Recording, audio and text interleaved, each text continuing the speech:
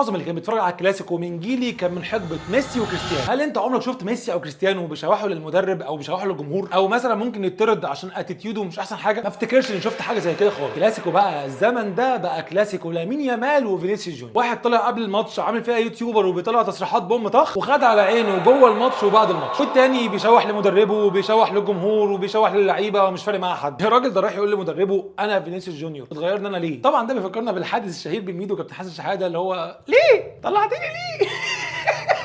فوالله فعلا الكلاسيكو بقى بيضحك اكتر منه بيقدم فاليو كرويه. هل انت يا امال فورمتك حاليا تستدعي انك تطلع التصريحات دي؟ لا. طب انت راجل بقالك 5 6 7 سنين شايل فرقه على كتفك وبتاخد بيها بطولات؟ برضه لا. هتقول لي يا عم هو عنده 18 سنه ولسه عيل صغير طبيعي يطلع منه الحاجات دي. اقول لك ماشي، بس فين بقى سلوك المدرب والناس اللي حواليه؟ الكارثه بقى مش هنا، الكارثه في رد فعل لعيبه ريال مدريد. تقريبا تشاوميني طلع بعد الماتش وقال لك تصريحات يا امال دي حفزتنا وخلتنا نلعب بشكل احسن. وطبعا فينيسيوس جونيور دماغه قد كده شاط الكوره في لامين يامال في مره وقعد يزعق له في الملعب ويشاور له اشارات كده غريبه اللي هو انت مين يالا. تحس ان احنا بنلعب في حارتنا مش في الكلاسيكو. تيجي تتكلم بقى مع جمهور ريال مدريد يقول لك يا عم يا رب فينيسيوس يمشي. جزء من جمهور ريال مدريد يعني، عشان في جزء تاني بيحب فينيسيوس. بس وجهه نظر الناس اللي عايزاه يمشي ان هو بتاع مشاكل وانه بيقدم قيمه فنيه عاليه في الملعب، بس كان ممكن عادي جدا يطرد الماتش اللي فات لو كان كمل. وده اللي خلى تشابي الونزو يسحبه لانه عارف ان هو عيل اهوج. وما تساليش يعني ايه بتقال كده. فانا الصراحه ما بقتش قادر استوعب ان كلاسيكو الارض برشلونه وريال مدريد فيه لعيبه بالعقليات دي ومش جاي معاها فكره المشطشط والحراق وبتاع التصريحات وبتاع الهش والكلام ده. رايي فينيسيوس لو استمر على الكلام ده فلازم يمشي. هتعوضه بمين ما اعرفش، ولكن اللعيب بتاع المشاكل ده مستواه بقى متذبذب وبيجيب مشاكل لفرقته. اما لامين يامال لو استمر باتيتيودو ده مع الحريم ومع الاعلام يبقى يا باشا كلها سنتين 3 وما تشوفش الموهبه دي